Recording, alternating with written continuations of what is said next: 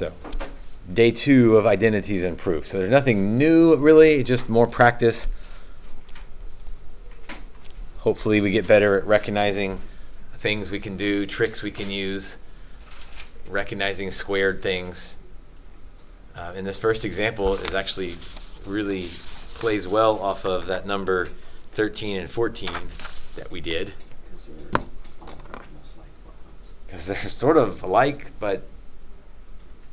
Do the thing that we did on both of them? Mm-hmm. And so what thing would that be? Times the first one is times 1 plus cosine. Good. On the right is 1 minus cosine. So I'll multiply the one on the left, top and bottom, by 1 plus cosine, because I recognize what this is, and I know that something usually happens when I multiply by the conjugate.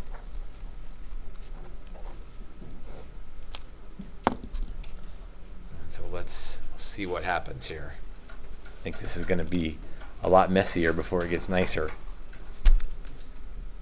Trying to decide if I want to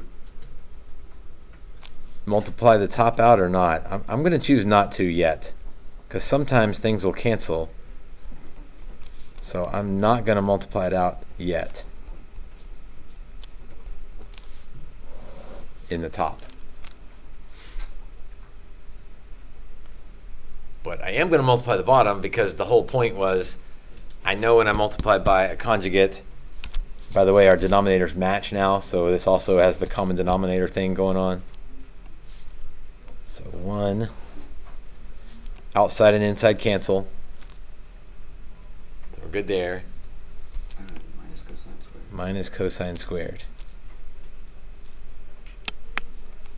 Okay, cosine squared, that means one of those Pythagorean identities is involved. And so somewhere at the top of my page, I have the 3 Pythagorean identities written down. Somewhere convenient so that I can refer to them, because I don't have them super well memorized. So you put that like on a post-it note. That way you can move it around from, put it on worksheet 2 and then put it on worksheet 3 and put it on worksheet 4. Or it might be even better to write it down a bunch of times. So what's 1 minus cosine squared equal to? Sine squared. If I rearrange that first one, 1 minus cosine squared is sine squared. So sine times 1 plus cosine plus sine times 1 minus cosine all over sine squared.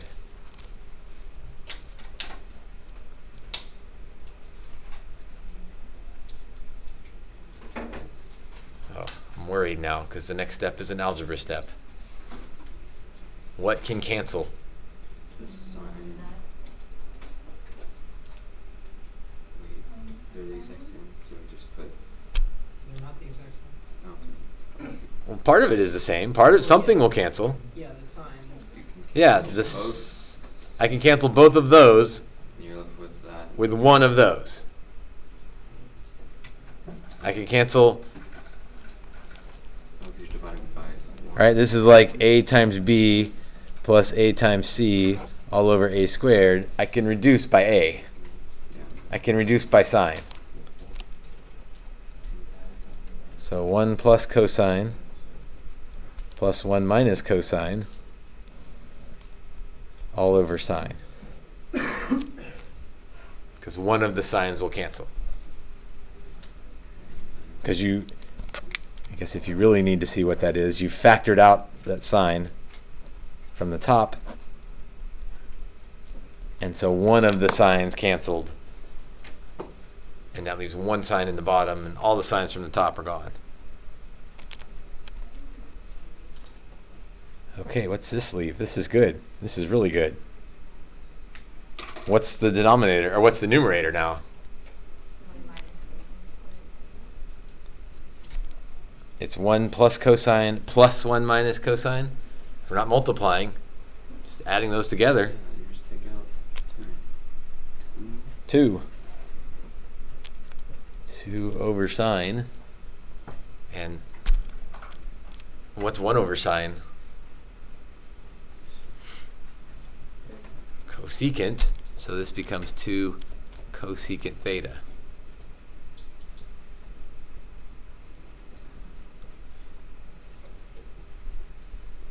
I guess these are tricky because there's a lot of algebra and there's a lot of trig. And so some of you, you've learned the trig well, but your algebra skills are shaky. Others of you, your algebra skills are great, but you haven't learned the trig well yet.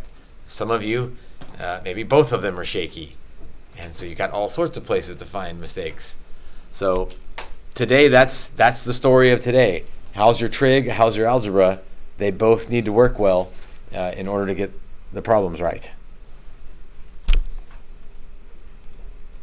Let's do one more, and then we'll switch to the homework.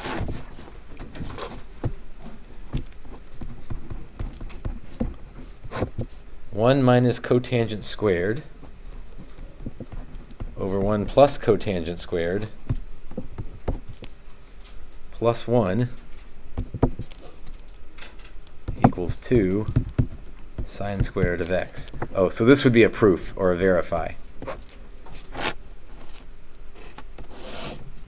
Again, I think we like proofs better because we know what the answer is supposed to be.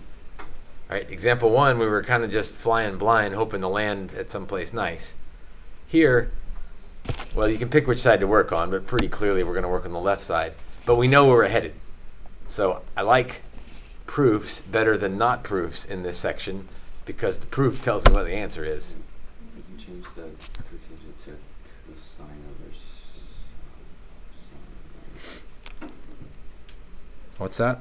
You can change the cotangent to cosine over sine. I could change the cotangent to cosine over sine.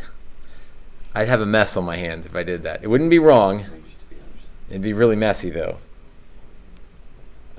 I wonder if one of these is one of the trig identities. I need to write that on a post-it like I suggested you had so I can move it around. Cotangent equals cosecant. Yeah, 1 plus cotangent is equal to cosecant. 1 minus cotangent isn't anything, but one step at a time here. So 1 plus cotangent is cosecant squared.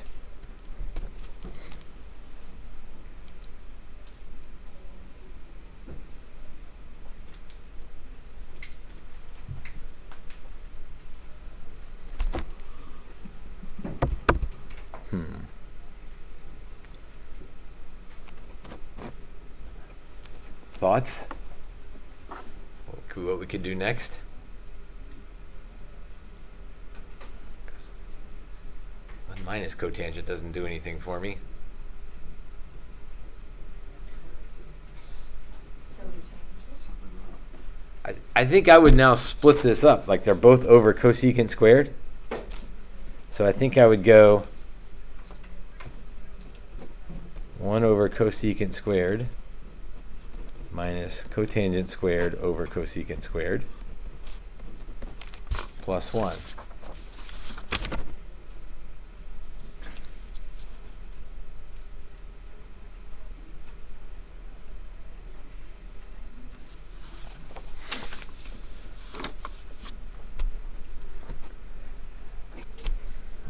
Let's see.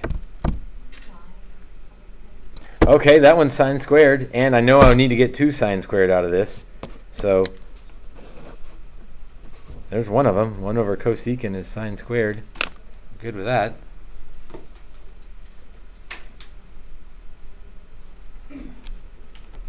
Now, cotangent over cosecant. That looks awful.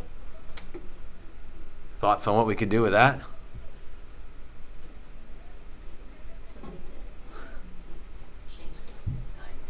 Change them to sines and cosines and hope that something works out. I mean, it should. We should get to 2 sine squared somehow. So cotangent is cosine squared over sine squared. Cosecant is 1 over sine squared.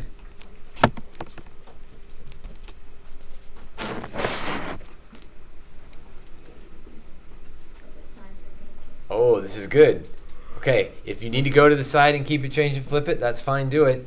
Hopefully you're to the point where the sines are both in the bottom so you can see that those will cancel. It's over 1, so just... And it's over 1.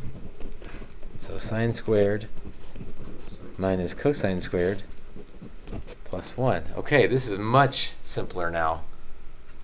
And then you can just do the S. Right? Yeah, there's something with sine squared and cosine squared that's going to help me here. Can you move S squared plus X squared? So how am I going to use that? Like I know, I'm looking for my post-it note where I could write that down. I know that sine squared plus cosine squared is 1. And I'm pretty sure that's going to play in here somehow.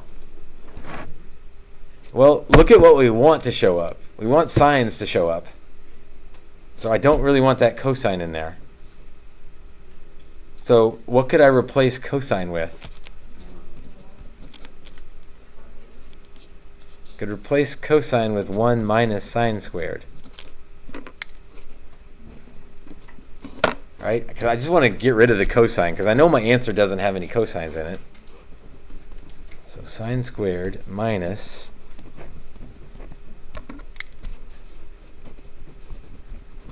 1 minus sine squared.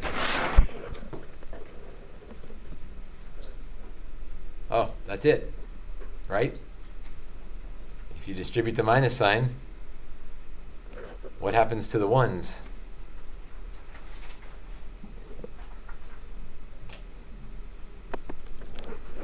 What happens to the ones? They cancel. And what happens to the signs? Yeah, there's one of them plus another one, so that makes 2 of them.